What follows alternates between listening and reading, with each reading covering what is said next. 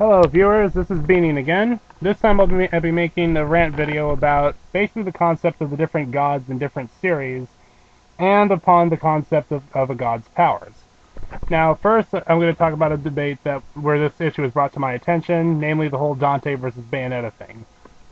Now, okay, first of all, there's going to be some spoilers for the end of the game, so I'll just give everyone a moment. This is a spoiler warning. If you don't want to hear it, leave. Okay, time's up. Alright, at the end of the game Bayonetta, made by the Sega company, the same group that helped make the Devil May Cry franchise for Capcom, Bayonetta defeats a being named Jubileus, or the Creator, which is basically the god of that series. And she kills it rather horribly. Now, this has spawned some kind of a debate over the power of omnipotence between characters, and this is why they're saying that she can't lose to anyone, including Dante. Now, let's see. I think it would help if I were to read off the definition of these omni terms. This is from Wikipedia, so you guys can look it up. Alright, omnipotence. It's from the Latin, from omnipotens, meaning all power. It's unlimited power. Alright, monotheistic religions generally attribute omnipotence to only the deity of whichever faith is being addressed. In the philosophies of most Western monotheistic religions, omnipotence is often listed as one of the deity's characteristics among many, including omniscience, omnipresence, and omnibenevolence. In Hinduism, omnipotence is a characteristic of the Trinity, Brahma, Vishnu, and Shiva, also through the manifestation of the Brahman. So, now the meanings of omnipotence. Between people of different faiths, or indeed between people of the same faith, the term omnipotent has been used to connote a number of different positions.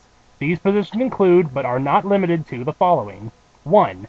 A deity is able to do anything that is logically possible for it to do. 2. A deity is able to do anything that it chooses to do. 3. A deity is able to do anything that is in accord with its own nature. Thus, for instance, if it is a logical consequence of a deity's nature that what it speaks is truth, then it is not able to lie. 4. Hold that it is a part of a deity's nature to be consistent, and that it would be inconsistent for said deity to go against its own laws unless there was a reason to do so. 5. A deity is able to do anything that corresponds with its omniscience and therefore with its word plan. And 6. A deity is able to do absolutely anything, even the logically impossible, i.e. pure agency. Now, this basically means that anything that it wants to do, it can do. Now I'll go on to some of the other ones. Maybe omnipresence, because this one gets talked about a lot with Alucard. Let's see. Alright, omnipresence is a property of being present everywhere. According to Eastern theism, God is present everywhere. Divine omnipresence is thus one of the divine attributes, although in Western theism it has attracted less philosophical attention than such attributes as omnipotence and omniscience, or being eternal. In Western theism, omnipresence is roughly described as the ability to present everywhere at the same time, referring to an unbound or universal presence. At the same time, some claim God is not omnipresent.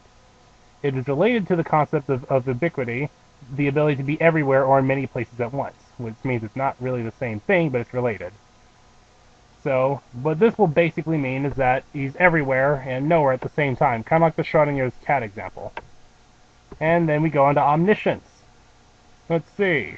It's the capacity to know everything infinitely, or at least everything that can be known about a character, including thoughts, feelings, life, and the universe, etc.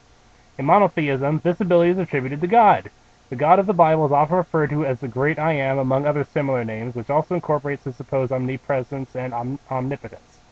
Concepts including the Quran, where God is called Al-Alim. This is the infinite form of the word Alima, which means to know. So omniscience is all-knowing. We'll go on to another definition.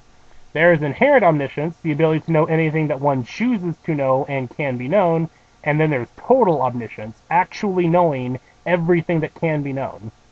Some modern theologians argue that God's omniscience is inherent rather than total, and that God chooses to limit his omniscience in order to preserve the free will and dignity of his creatures.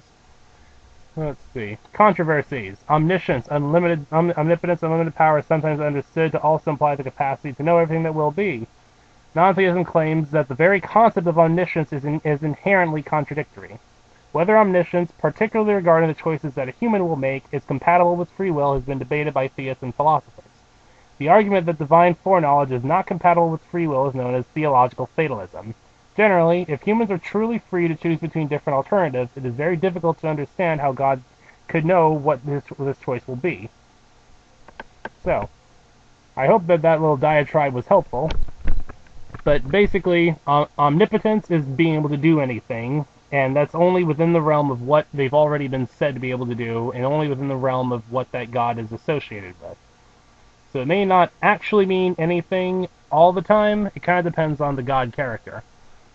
Now, the issue that we're talking about here is this concept of killing a god. Now, for any of you who are familiar with a comic book called The Saint of Killers, you might know what I'm talking about. Now, this is another spoiler for Saint of Killers, but I think this story's got a pretty poor plot anyway, so if you guys don't care about that, feel free to listen on. There's a part in this comic book where God basically gets off the throne of eternity, which was the source of all of his power. And I have no idea why he did this, because they said he had omniscience and that he knew that the Saint of Killers was coming with some ridiculous gun that can kill anything. Basically, these Colt revolvers he has never run out of ammo, they never miss fire, they always hit, and the bullets are nothing short of fatal, and it's impossible to avoid. And the first thing he did when he got these was kill the devil, which was kind of weird, because the devil made them for him, because apparently his anger was so great that it froze hell over. Yeah, brilliant minds that made this, huh? Anyway, so the Saint of Killers is pissed off at everybody because he feels that God needs to answer for bandits killing his wife and kids or some nonsense. So he actually kills God. And this brought a whole huge wave of controversy, which is similar to what's happening with Bayonetta. Namely, if you kill God, you're seen as being ridiculous. But the problem with Saint of Killers is that God didn't, at that time, have the powers that a god would have. They basically put a straw dummy figure up there, called it God, said he killed it, and then suddenly he's the most ridiculous person in existence. Even though he said that he couldn't kill God if he was on the throne of eternity, some idiots apparently think that he didn't understand the powers of the gun well enough to know that or something, even though they were custom made for him. And Bayonetta did a similar thing. She beat a god that had a corporeal and physical form and was able to be destroyed through physical attacks. And all she really did at the end was knock her into the sun, or another star. So this whole thing about, well, I killed God, therefore I'm unstoppable, is nonsense. Unless it was actually like an omnipresent entity, it wouldn't matter. And this is further...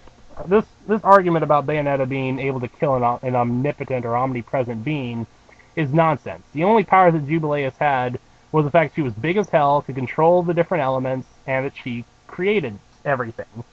No one ever said that Jubileus had the power to destroy everything or that Jubileus was omnipotent. Why do you think throughout the entire course of the game, the other angels are trying to resurrect Jubileus? If Jubileus was omnipresent, this would have been incredibly unnecessary.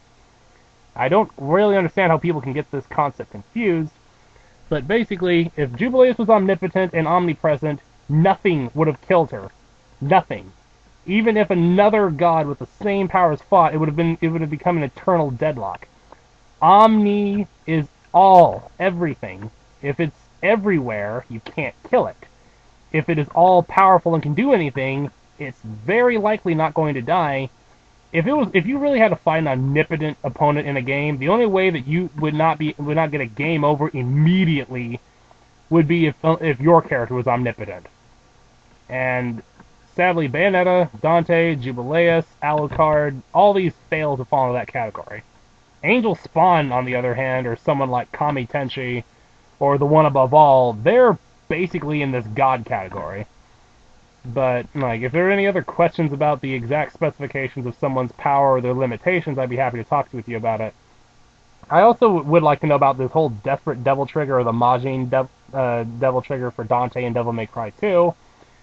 Apparently people think that's invincible. I actually played that game, and I don't even think I ever used that form, because the only way you can do it, is, from what I hear, is to nearly die and then activate Devil Trigger.